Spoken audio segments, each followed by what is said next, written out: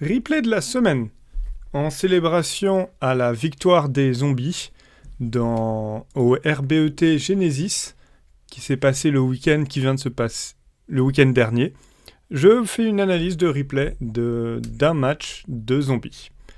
Zombie qui est tout de même un deck effrayant, qui a perdu beaucoup en popularité, parce que malgré toutes les forces, malgré tous les effets des monstres qui font peur, le deck n'a pas su se montrer à la hauteur au fur et à mesure des générations, des events plutôt, mais il a réussi à gagner là, le dernier gros event Edison. Donc peut-être 2026 sera la résurrection des decks zombies. À voir. En tout cas, on va regarder un des gameplays de zombies. Le joueur zombie qui commence la partie, on peut voir une offrande suprême dans le deck. C'est une des cartes, c'est une carte qui n'est pas toujours présente parce que ça force le deck à jouer autour de ça pour en profiter réellement. Mais aussi les cartes telles que le sang putride, eux, peuvent être, ne sont pas aussi fortes si elles ne sont pas jointes avec l'offrande suprême. Je pense que c'est ça la raison pour laquelle Offrande Suprême n'est pas devenue la variante la plus courante. En tout cas, c'est la variante que nous avons actuellement. Le joueur donc de zombie qui réfléchit comment faire son push, comment tuer d'un coup avec l'offrande suprême. Pour le moment, là, on est encore à la phase 1 des decks zombies. C'est vraiment de assembler son combo. Le deck zombie a beaucoup de recruteurs et aussi beaucoup de cartes limitées qui sont nécessaires pour le combo. Et donc, il y a ces deux temps dans le deck. Il y a le deck zombie, c'est d'assembler les combos. Donc, ce serait zombie épidémique, Mezuki, le gobelin zombie, et des fois aussi le maître des zombies. Et une fois qu'il y a assez de ces 4 cartes qui sont présentes dans la main ou dans le cimetière, eh bien le deck zombie peut lancer son combo. En attendant, il a juste des petits monstres qui flottent, qui cherchent entre eux, mais qui n'appliquent pas nécessairement de pression très forte. En tout cas, l'adversaire a ouvert avec un virus de destruction de deck, ce qui fait très mal. En main phase 2, il va activer son offrande suprême pour invoquer le sang putride. Le sang putride est invoqué normalement et va invoquer une autre tortue pyramide afin de se défendre.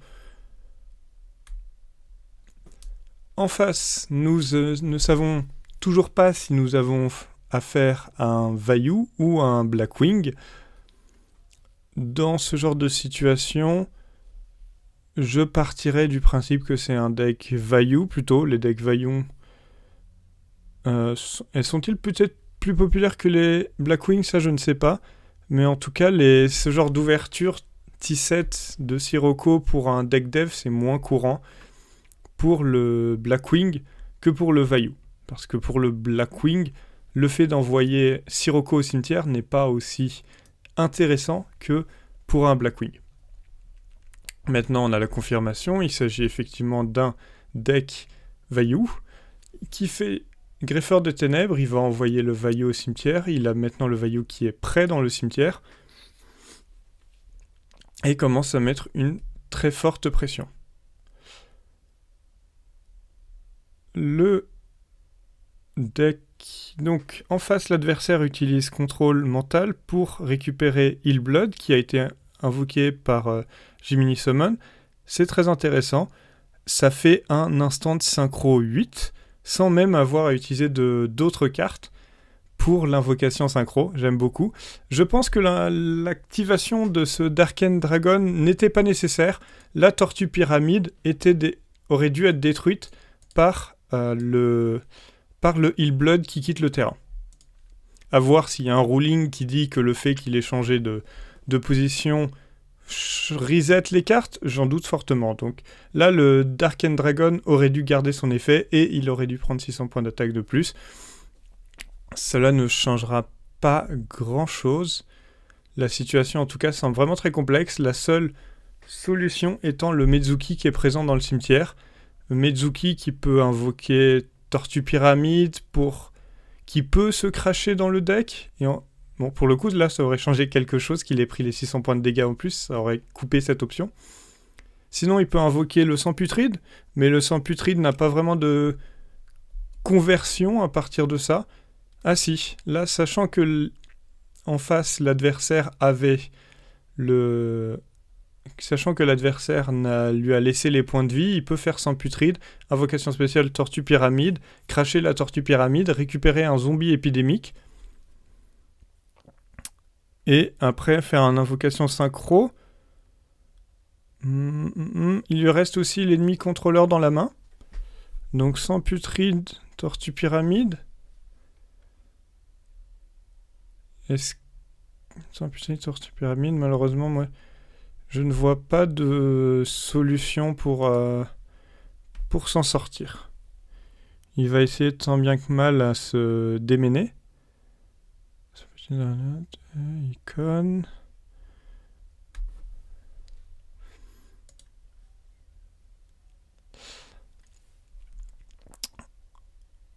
En tout cas, le virus qui a aussi été d'une grande aide pour le joueur de Vaillou. Une des forces du virus est pas seulement de se débarrasser de ces petits monstres, mais aussi de savoir ce qu'il y a dans la main en face.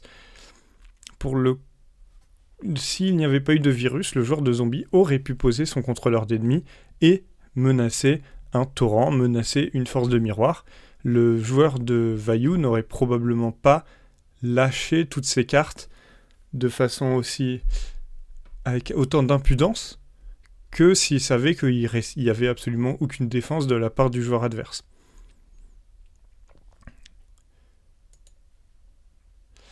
Donc, activation du contrôleur d'ennemis. You can special from your hand or either graveyard. Attends, le sang putride, il peut invoquer spécialement du cimetière adverse. Il aurait pu invoquer le plague du cimetière adverse et finir sur un Faute rouleur archfienne, arc démon du monde mental. À la place, il fait un Heal Blood qu'il sacrifie, dont il active l'effet, il sacrifie en chaîne avec le contrôleur d'ennemi pour récupérer le zombie épidémique. Je suppose qu'il y a un ruling qui fait que comme le sang putride a été envoyé au cimetière avant que le monstre invoqué ne soit détruit, alors dans ce cas-là, le monstre ne quitte pas le terrain puisqu'il est invoqué après. C'est un très joli retournement de situation là en tout cas. Le gardien Goyo qui est backé par le Darken Dragon, ce qui veut dire qu'il n'a pas peur il n'a plus peur d'Erico. Le Brain Control est passé. Par contre, il reste effectivement le Plague au cimetière qui lui permet de, au contraire, faire le clapback de son propre Goyo. Goyo récupère Darken et cette fois Darken se débarrasse du Goyo. C'est très joli. En tout cas, le joueur de zombie qui a fait de son mieux pour rester accroché à la partie. Il y avait peu de chances qu'il gagne dans cette situation-là à cause du Plague, mais il a quand même essayé. Le Book of Life qui, encore une fois, donne une chance. Malheureusement, le zombie épidémique est désormais banni, donc tout ce qui lui reste serait sans putride qui peut détruire le Darken, mais qui ensuite se fait détruire par le gardien Goyo. Et il n'avait plus assez de points de vie.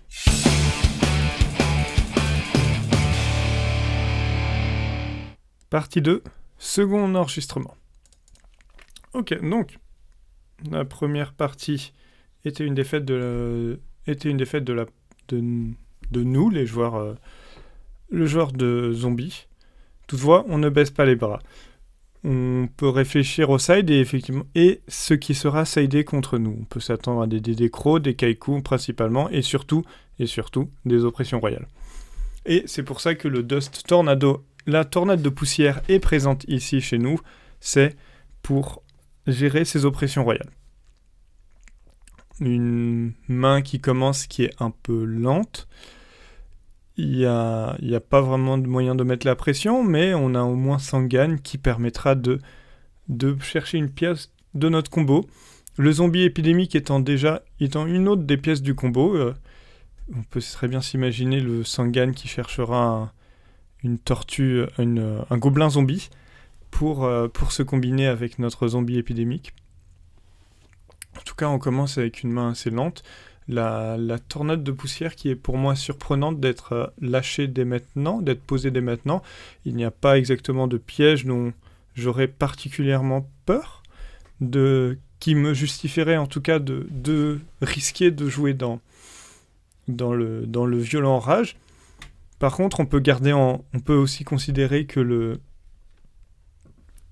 si l'adversaire lâche un violent rage, c'est forcément pour essayer de mettre une pression sur le jeu, mettre un violent rage, gagner un +1, pour ensuite ne pas capitaliser dessus. C'est souvent une grande perte d'opportunité, puisque ça fait que l'adversaire a moyen de poser autant de pièges qu'il le veut désormais.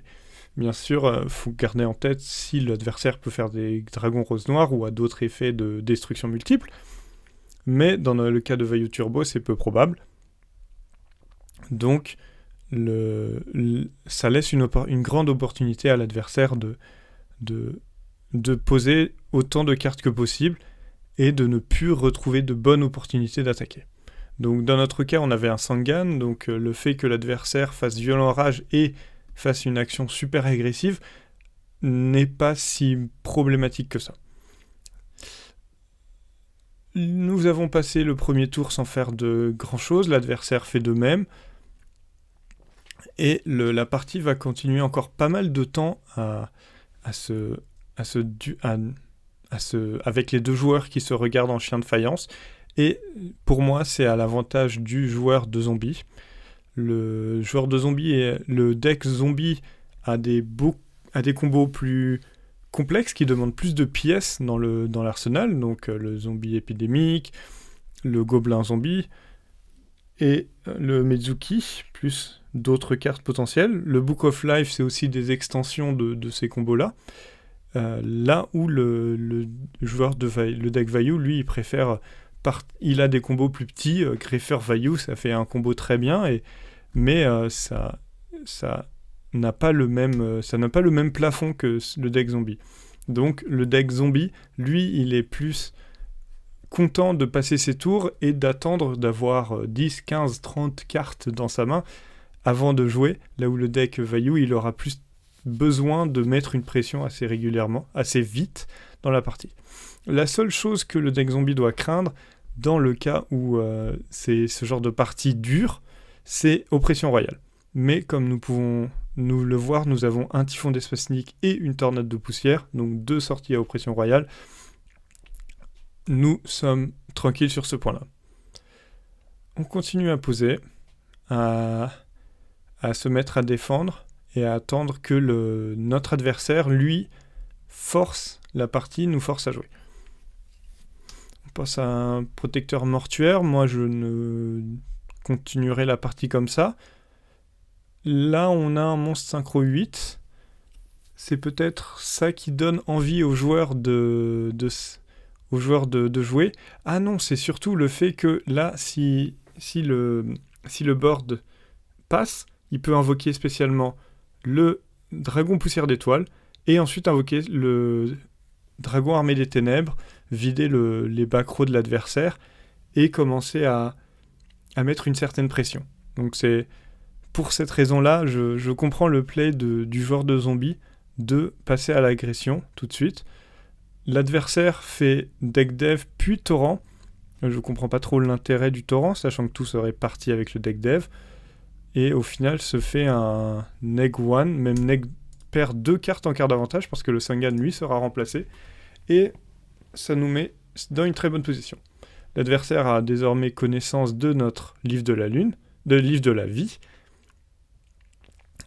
et va immédiatement faire le Dédécro. Techniquement, il devrait se passer qu'on active Sangan. Là, l'adversaire peut chaîner le Corbeau Dédé. En tout cas, l'adversaire, il va garder un œil bien attentif sur notre compte de monstres ténèbres au cimetière, et c'est même quelque chose que, sans connaissance de Dragon Armé des Ténèbres, il est important de faire quand nous affrontons n'importe quel deck qui possède des cartes ténèbres. Donc Vayu Turbo, Vayu Turbo quoi d'autre, Blackwing, et même des Diva Hero et des zombies. Dans notre main, il n'y a pas grand chose à jouer. Malheureusement, le livre de la lune ne possède pas de cible encore. On active le cadavre de Yatagarazu. Maintenant que l'adversaire n'a plus qu'une seule carte posée, on pourrait toucher quelque chose d'intéressant et commencer à partir à l'offensive en se débarrassant de la dernière piège de l'adversaire avec notre tornade de poussière. Mais on touche juste un zombie master qui est tout de même très bien si le zombie épidémique n'avait pas été banni. Malheureusement, il a été banni, donc le zombie master ne fait pour le moment pas grand-chose. L'adversaire, lui, commence à mettre la pression. Il active le Vayu dans le cimetière, il invoque son arsenal aérien.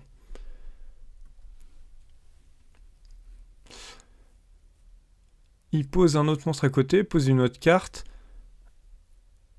J'aurais tendance... Je supposerais que les 3 cartes restantes sont forcément des monstres, puisque dans ce genre de situation un peu tendue, on peut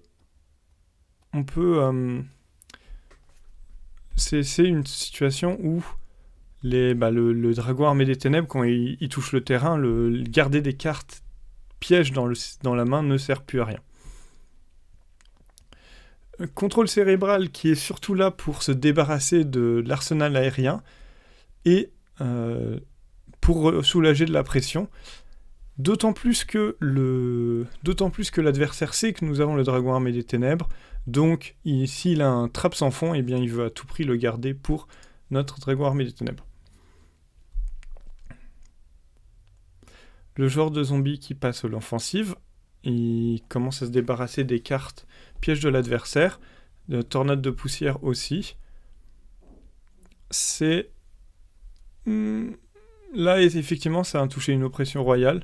Si on part du principe qu'il n'y a que des monstres adverses, techniquement c'est un monstre, alors ça se comprend, mais faut garder en tête que activer une tornade de poussière, activer un typhon d'espace mythique juste pour mettre une petite pression à l'adversaire, des fois ça peut vous coûter la partie. Si l'adversaire arrive à contrecarrer cette pression et qu'ensuite vous êtes bloqué sous oppression royale, alors là vous avez perdu la partie parce que vous avez utilisé votre tornade de poussière juste pour sécuriser un Chaos par exemple. Donc notre adversaire qui est forcé à jouer parce qu'il a une pression de mourir en 3 tours à peu près, enfin 3 tours oui, puisque nous pouvons invoquer le zombie gobelin ensuite et il restera 2 battle phases pour le tuer. Une oppression royale qui est passée, un Dédécro qui est effectivement arrivé. En tout cas, l'oppression royale, c'est surtout la carte qu'on note le plus. Ça veut dire qu'il ne lui en reste plus qu'une seule. Dans le cas d'une partie un peu tendue, on peut tout à fait dire qu'il est peu probable que ça arrive, d'avoir une deuxième oppression. L'adversaire qui va immédiatement lâcher le le Corbeau Dédé pour se débarrasser du zombie gobelin et rester au-dessus de monstres dans le cimetière. Toutefois, on commence à créer un avantage de cartes et l'adversaire en face, lui, n'a pas vraiment de quoi mettre la pression sur notre deck.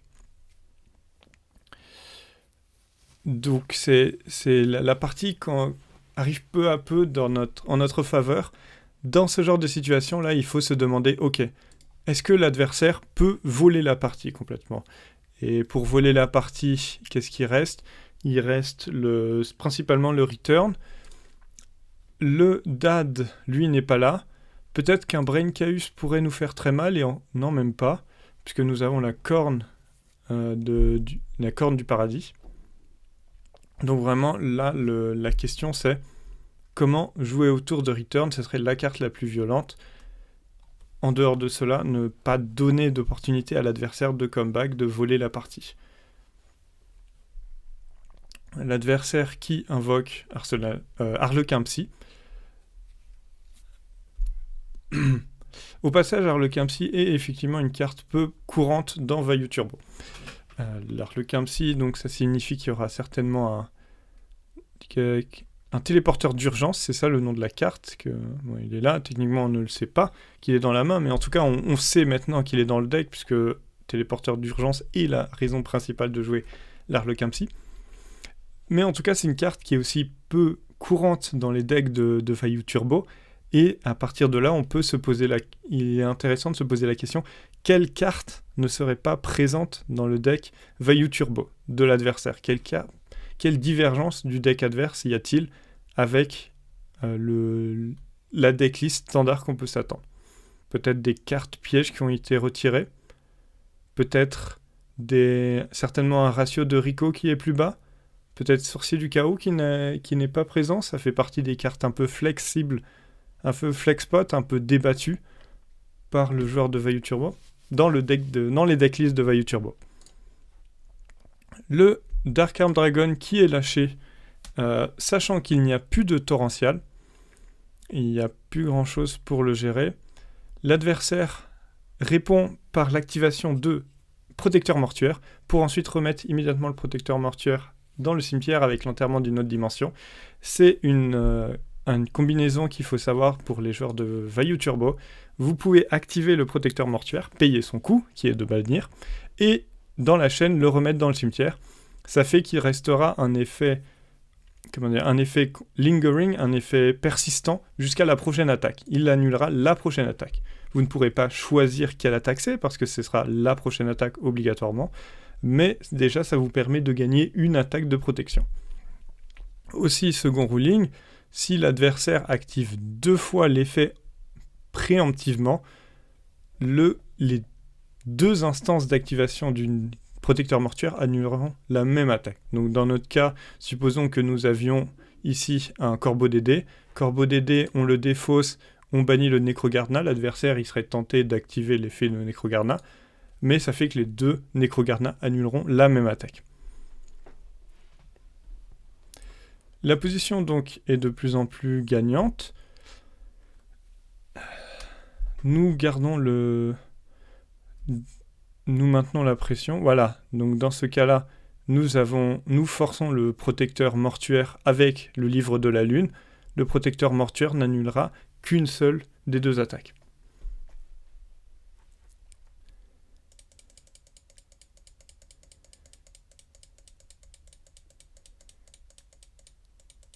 Techniquement, il aurait dû prendre le Mezuki. Ça ne change pas grand-chose. La partie est gagnée.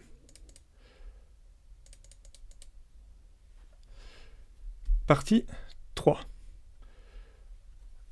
Alors, en regardant la main, donc on voit Brain Chaos, le combo.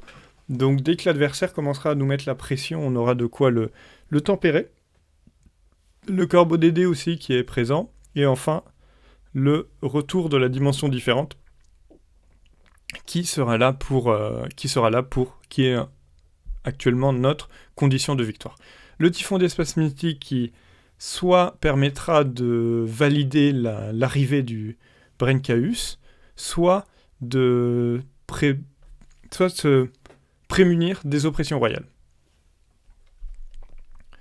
Bon, c'est posé immédiatement, c'est effectivement un play sur lequel je ne suis pas d'accord, parce que si en face il y avait un autre Typhon d'Espace Mystique, perdre notre Typhon d'Espace Mystique pouvait nous faire perdre la partie sur le champ à cause d'oppression royale. Et ça nous forcerait à utiliser le Brain Chaos étant notre seule option jusqu'à qu'on pioche notre prochaine Dust. Bon, en tout cas, l'adversaire qui n'arrive pas à mettre une pression sur notre jeu, qui est tout à fait en notre faveur. Toutes ces cartes qui sont posées n'ont pas vraiment de valeur, ne font pas vraiment de menace, ça ne fait pas de menace d'OTK, donc on est très confiant. On a en plus le corbeau DD, ce qui veut dire que on pourra poser des pièges si l'adversaire choisit d'activer un violent orage pour tout détruire d'un coup. On aura quand même de quoi se protéger.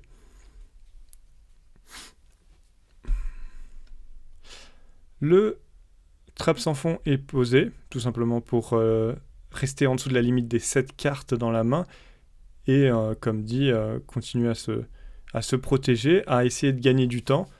Nous sommes gagnants dans ce genre de situation. Là, le chevalier Armageddon, pour le coup, il va effectivement mettre la pression, il va forcer un jeu, il va nous forcer à jouer. Le chevalier Armageddon, ça reste un kill en 6 ou 7 tours. Voyons.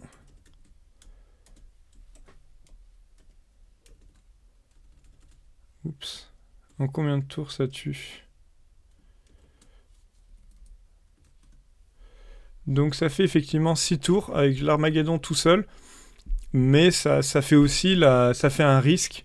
Surtout qu'on se fasse grappiller. Et si nous tombons par exemple à 4000 points de vie, et bien 4000 points de vie, ça peut faire c'est greffeur Armwing et ça peut nous tuer d'un coup.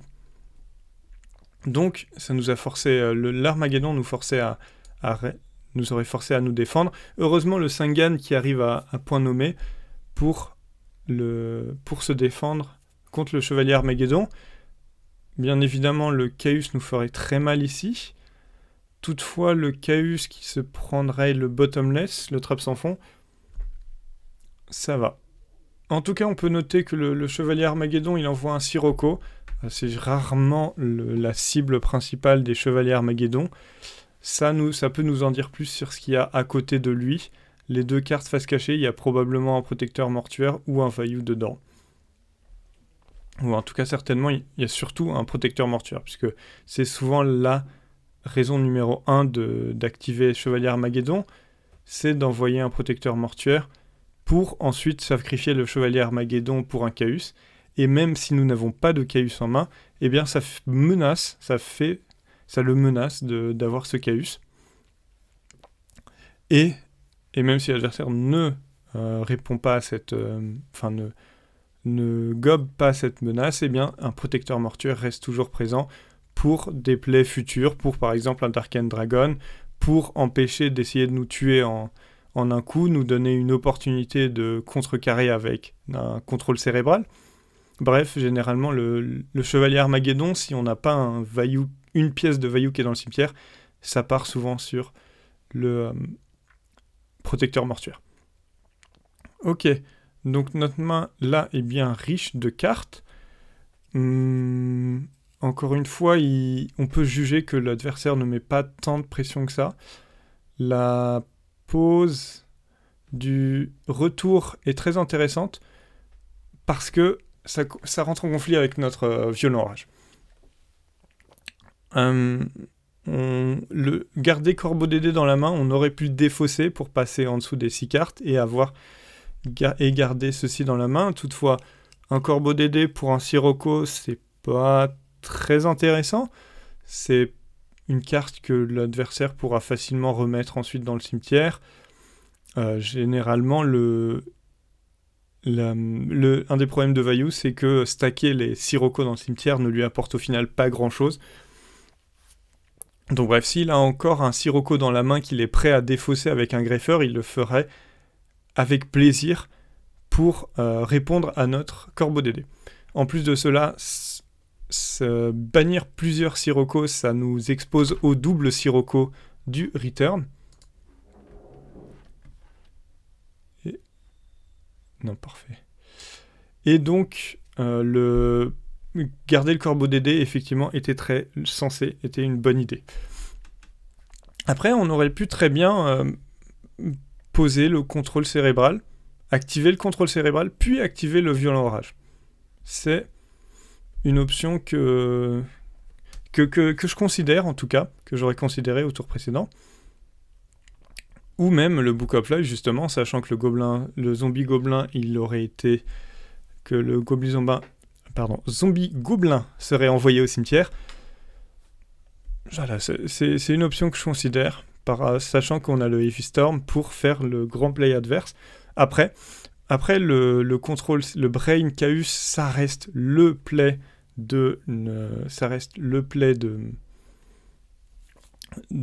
un des combos les plus dévastateurs de à peu près tous les decks. Donc, risquer de perdre un Brain Control sur une carte qui détruit les MP, ça risque qui ne vaut pas le coup d'être pris. Effectivement. Nous avons l'oppression royale qui est révélée, l'adversaire qui active le Solemn pour valider l'oppression royale. À partir de là, on peut lancer le violent rage et on sait que ça va forcément passer puisque il n'y a plus de jugement solennel. Le chemin lumière d'étoile, lui, sera annulé par son propre oppression royale. Et enfin, dernier point de cette interaction, de bien noter le fait que l'adversaire a dû payer plus de la moitié de ses points de vie. C'est pas négligeable, ça nous donne une vraie piste d'attaque. Et on peut regarder si on n'a pas des options de kill là pour essayer de tuer ce tour-ci. Notamment, est-ce que Brain Chaos permettrait de débloquer quelque chose ? Je ne sais pas. Donc, moi, dans ce cas-là, je considère...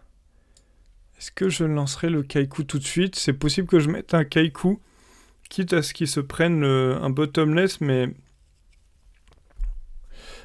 Ou bien je pose simplement le zombie épidémique. Ça, je pense que c'est l'option que je prendrais, que je considérerais, c'est de poser le zombie épidémique. Pour préparer le cimetière pour le prochain tour, où là on pourra faire Brain, Chaos, zombie, et certainement et trouver un angle de kill dans le tour.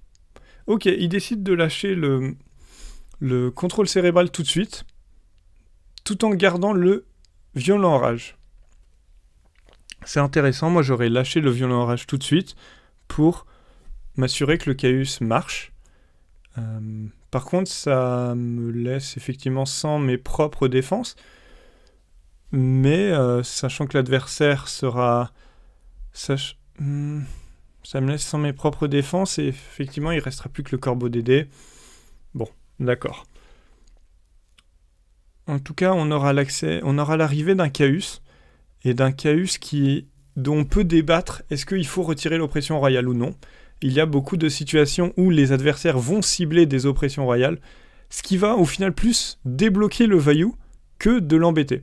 Dans ce genre de situation, il sait que c'est lui qui a le monstre que l'adversaire doit gérer, il sait que c'est lui qui a le monstre embêtant, et il n'a pas peur de l'oppression royale pour le moment. Donc il a préféré ne pas l'activer, surtout qu'il avait le violent rage présent dans le cimetière. Voilà, en tout cas, même si l'oppression royale fait très mal à votre deck, gardez ça à l'esprit que oppression royale n'est pas nécessairement la cible à cibler en permanence. Nous avons donc le Chaos qui est retiré de la partie, nous avons le violent rage qui attend dans notre main. Actuellement, l'adversaire n'a absolument aucun setup de cimetière. Le deck adverse tourne beaucoup trop lentement. Et là, notamment, il décide... Bon, non, c'est pas du tout ce que je pensais. Est-ce que nous avons peur de l'adversaire ? La seule peur que nous ayons, c'est effectivement que l'adversaire il serait obligé de se débarrasser de sa propre oppression royale. Là, je ne pense pas avoir très peur. Je pourrais simplement poser le zombie, poser le legacy et m'arrêter là pour ce tour-ci. Je passerai sur ça. Le Kaiku ne va pas apporter grand-chose. Pour le moment, je considère le Kaiku comme un simple matériel pour réinvoquer mon propre zombie. c'est pour ça que le Kaiku, bien qu'il soit très très très efficace quand il touche le terrain et qu'il touche l'adversaire, c'est pas non plus la carte qui... cette carte n'est pas présente dans tous les sideboards, malgré qu'ils permettent de contrer un des decks un des decks les plus populaires. Mais effectivement, des fois, il va juste pas toucher le terrain, il va se prendre des bottomless, et au final, il n'aura pas eu l'impact qu'il voudrait, là où des cartes qui contrent les cartes magiques, qui peuvent avoir des effets instantanés, sont bien plus efficaces. Donc voilà. L'adversaire active le Showstrap, sachant que nous avons le monstre dans le terrain, Caius et la cible évidente.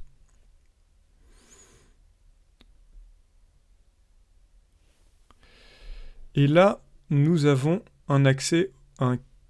Et là, nous avons peut-être un kill. Et ce sera super intéressant de regarder ça. Donc, nous piochons. Ah, il y a un dad. Ok.